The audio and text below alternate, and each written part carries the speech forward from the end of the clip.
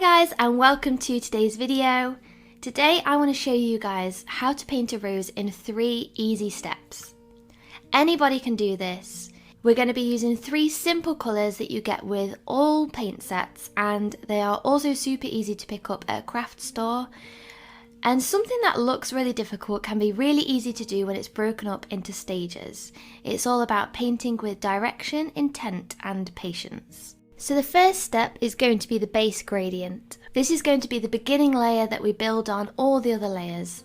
So to do this, I'm going to take some of my red, mix it with a bit of yellow to keep it really warm, and I'm going to use this in the centre of my rose. So I'm going to start from the centre and build my way out, almost using my brush to build like the petal strokes. So for today's tutorial, you can use a reference. So if you have a rose near you in real life, feel free to use that.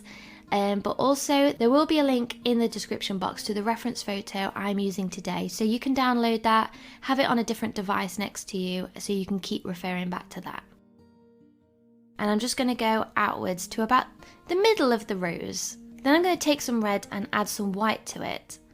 And this is going to be for the outer petals, which are always a little bit lighter in colour.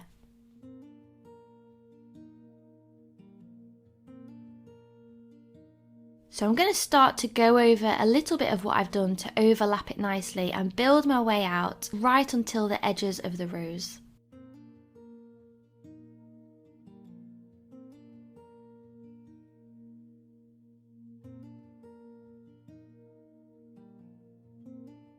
And you can see that I'm using my brush to really build up the petals already, almost like a spiral coming out of the centre.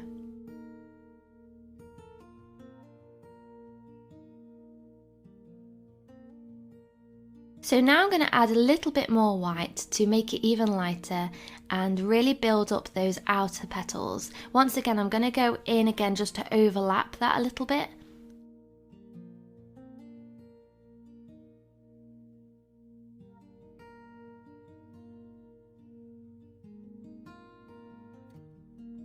And this is where we build the outside shape of the rose with any different shaped petals that we want on the edges. Maybe we want a really circular one. I quite like it where the petals sort of curl round and create almost like jagged edges.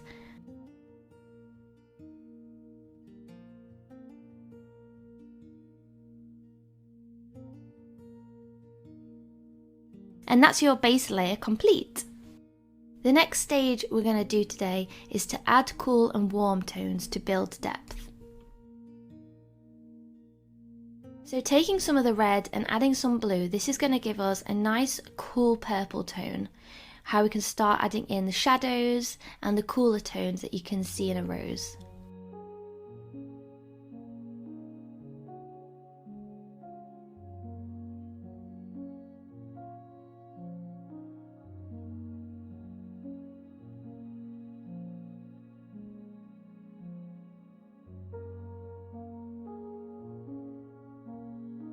Now you don't want to do this too much because we don't want to end up with a dark purple rose, unless that's what you're going for. This is just to create shadows.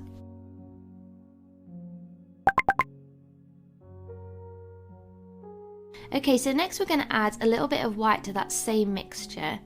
We're going to do the same as before and start to build that on the outer layers of the petals as well.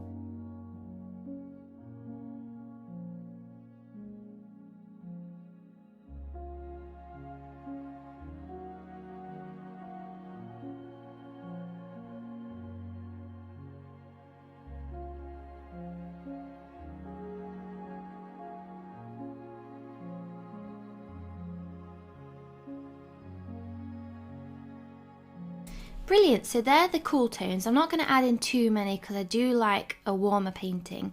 But this time I'm going to take some of the red and yellow again, and we're going to add in some more warmer tones.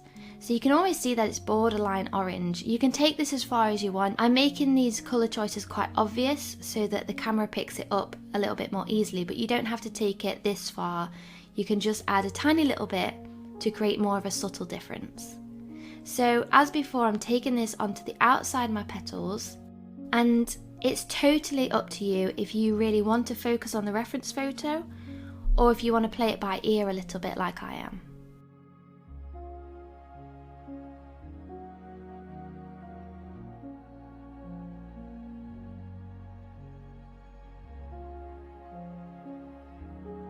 Okay, and that is step 2 complete. So in step 3, on the final step, we're going to be adding dark and light details. So in this stage, hopefully we're going to tie in the rose all together and really bring it to life. So I'm going to take red straight from the tube onto a very small brush, and working from the middle, I'm going to add in the petals and the hints of shadows and really bring in that depth of colour again, the red, the deep red.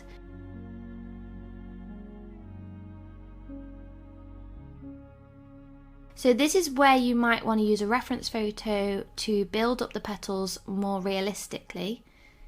Or you can just sort of work in a spiral from the centre outwards and make up the petals as you go. The more you paint roses, the more confident you'll get with them, and also the more confident you'll get not using a reference photo, because once you sort of learn the basic anatomy of a rose, then it can be quite simple just to build one up from memory. So I'm just working from the centre all the way out to the edge, building up those little bits of petals and depth so that it draws your eye in. Okay, now I've done that with the dark red, so I'm going to add a little bit of red and white together. And this I'm going to use for the highlights of the petals. So you know, you get the shadows in between the petals, and then as a petal is coming out, you get that highlight where the light just hits it. So now I'm going to start building these up in a very, very similar way. And sometimes these highlights work best when they're next to a shadow, because the contrast between them really pops.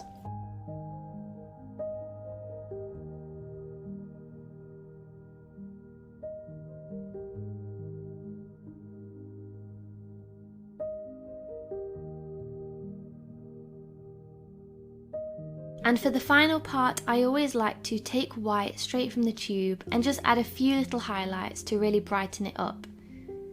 This isn't necessary, this is more part of my signature style, I suppose you would say, but for me it just feels unfinished until I've done this. I think it's because I quite like exaggerated things in art, so I really like to exaggerate those highlights into bright white.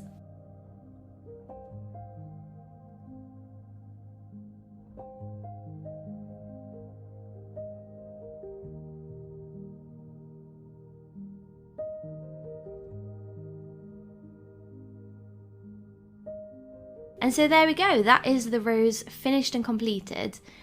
Now to build this up into a painting, I'm just going to do the same stage again. And if you check out the reference photo I'm using, there is like a rose in the background on the side. So I'm just going to like paint this in very fluidy. I'm not going to add a lot of detail like I have the rose in the foreground, because I want that to be the main focus. So this is going to be just more of a study in the background that I'm going to just blend and keep really fluid. And to create a green, obviously most people know that you add blue and yellow together, but I'm also adding a bit of red to really tone down that green so it's not a vibrant yellowy green. This can just create more of a realistic green in my opinion, and one that matches a rose a little bit better. So I'm just really going with the feeling of the painting here. I'm not really doing anything completely intentionally, I'm just sort of going with the painting and seeing how it flows.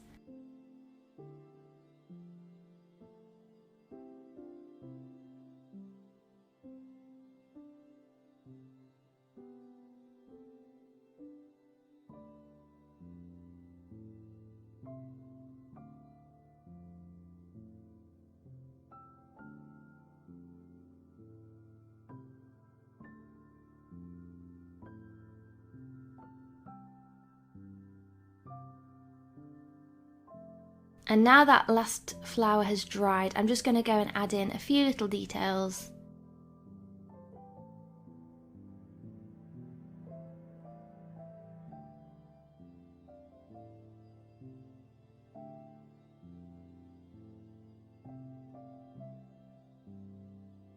And that is today's painting. I really hope that you guys enjoyed seeing this painting come together, and I really hope that you guys had a little go yourself.